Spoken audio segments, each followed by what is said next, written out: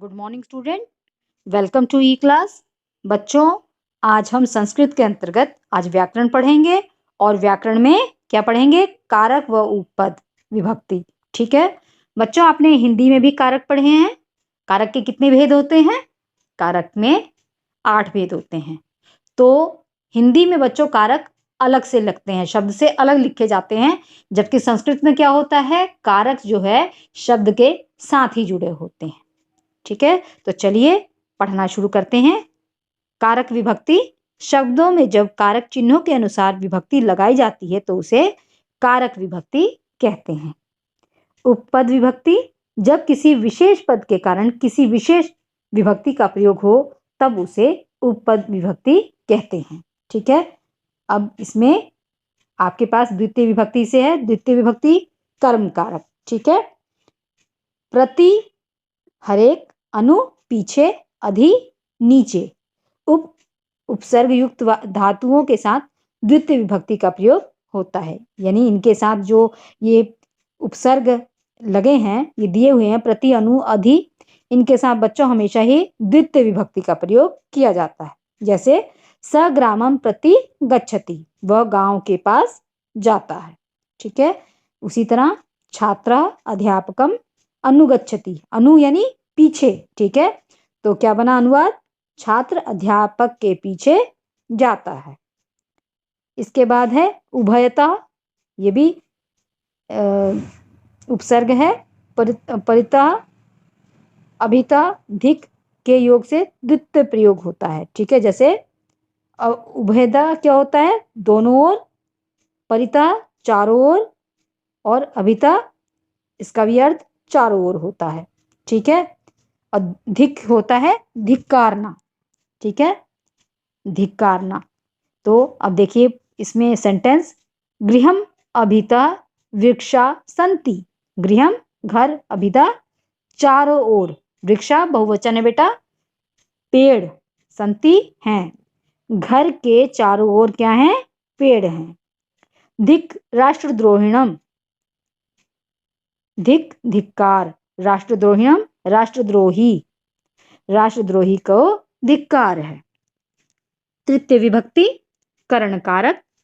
इसमें साधारणतः हिंदी में क्या होता है? से का प्रयोग होता है। ठीक है, क्रिया के साधन के योग में कारण बताने के लिए, लक्षण बनाने के लिए शब्द में तृतीय का प्रयोग होता है। जैसे स कलमेन लिखती, वह कलम से लिखता है। राम रथेन गच्छति, राम रथ से जाता है। ठीक है, स जटाभि ऋषि प्रतीयते, ऋषि, अब ये यहाँ पे लक्षण बताया गया है, ऋषि जटाएं धारण करते हैं। ठीक है, इसके बाद दूसरा है अंग विकार रहित, बिना के योग से तृतीय का प्रयोग होता है। जहाँ पे अंग विकार, किसी कोई अंग नहीं है उसके लिए भी, या रहित के बिना, ठीक है, इनके लिए भी तृतीय विभक्ति का प्रयोग होता है। जैसे उष्ट्रपादेन खंजास्ति।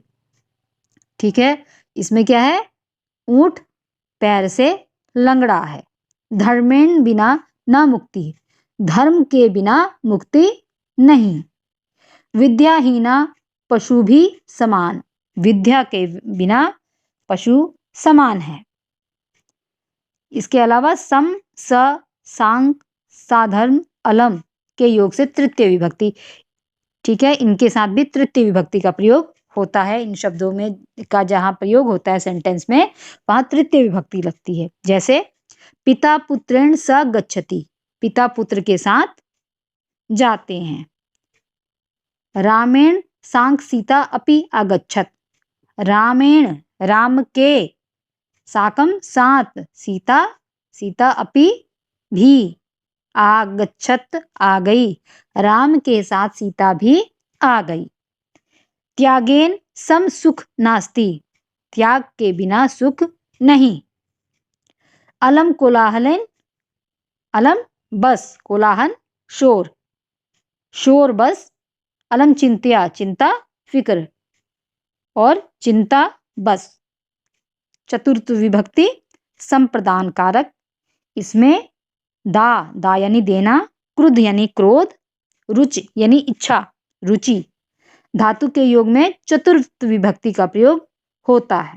ठीक है, चतुर्थ विभक्ति संप्रदान कारक में बेटा दूसरे के लिए किया जाता है या दिया जाता है, वहां पे चतुर्थ विभक्ति होती है। जैसे माता पुत्राय भोजनम यच्छति, माता पुत्र के लिए या पुत्र को भोजन देती है। पिता पुत्राय क्रुद्धति, पिता पुत्र को क्रोध करते हैं। मह्यम मोदक रोचते, मुझे लड्डू पसंद हैं। ठीक है, इसके अलावा नमा स्वस्ति के योग से चतुर्थ विभक्ति का प्रयोग होता है। नमा नमस्कार, स्वस्ति इसमें भी चतुर्थ विभक्ति होती है। जैसे देवाय नमः, देव को नमस्कार हो।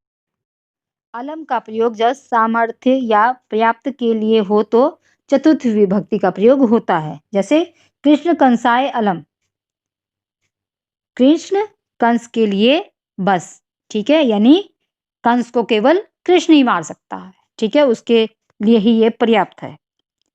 इसके बाद है पंचमी विभक्ति आपादान कारक। ठीक है, आपादान कारक का प्रयोग होता है, इसमें भी से का प्रयोग होता है, लेकिन बच्चों यहाँ पर दो चीजों को अलग करने के लिए से का प्रयोग किया जाता है। जैसे अलग होने, बाहर, डरना के योग में पंचमी विभक्ति का प्रयोग होता है। वृक्षात पत्राणि पतंती, वृक्ष से पत्ते गिरते हैं। यहाँ पे क्या हो रहा है, वृक्ष है, वृक्ष से एक पत्ता गिरकर अलग हो गया। ठीक है, गृहात बहि बालका खेलंती, घर से बाहर बालक खेलता है। बालकः सिंहात विभेति, बालक शेर से डरता है। अंतरम बाद में के योग में पंचमी का प्रयोग होता है। भोजनात अंतरम भ्रमणाय गच्छ, भोजन के बाद घूमने जाओ। इसके बाद है रीते, बिना के योग में प्रभृति से लेकर के योग में निम गम धातु के योग में पंचमी विभक्ति का प्रयोग होता है। जैसे ज्ञानात रीते न मुक्ति, ज्ञान के बिना मुक्ति नहीं। हिमालयात प्रभृति भारतस्य सीमा आरम्भते, हिमालय से भारत की सीमा आरंभ होती है। गंगा हिमालयात निर्गच्छन्ति, गंगा हिमालय से निकलती है। इसके बाद है बच्चों षष्ठी विभक्ति अधिकरण कारक, जिसमें में पर का प्रयोग हिंदी में होता है, यहाँ पर भी होता है, लेकिन इसके अलावा भी कुछ प्रयोग होते हैं। संबंध दर्शाने के लिए षष्ठी विभक्ति का प्रयोग होता है। जैसे सीता रामस्य भार्या आसीत, सीता राम की पत्नी थी। स श्यामस्य अग्रजस्ति, वह श्याम का बड़ा भाई है। ऊपरी ऊपर, अध नीचे, पूर्ता पूरा, वामात बाएं, मध्य मध्य में बीच में, पृष्ठतः पीछे आदि के योग में भी षष्ठी का प्रयोग होता है। ठीक है, जैसे वृक्ष से ऊपरी खगा संति, वृक्ष के ऊपर पक्षी हैं। उसी तरह सभाया मध्य अशिक्षित न शोभते, सभा के बीच में अशिक्षित अनपढ़ नहीं शोभा पाते हैं। इसके बाद है सप्तमी विभक्ति संबंध कारक, इसमें स्नेह विश्वास के योग में सप्तमी विभक्ति का प्रयोग किया जाता है। जैसे माता पुत्र स्नेहति, माता पुत्र को क्या करती है, स्नेह करती है। ठीक है, दुर्जने माँ विश्वेस्त, दुर्जन पर विश्वास मत करो, माँ मत करो।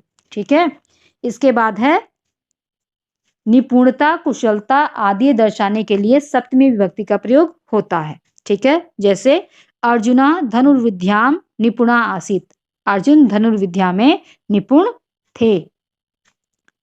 सा पाक कलायाम दक्ष अस्ति, इसमें सा क्या है बेटा, यहाँ पे स्त्रीलिंग है सा।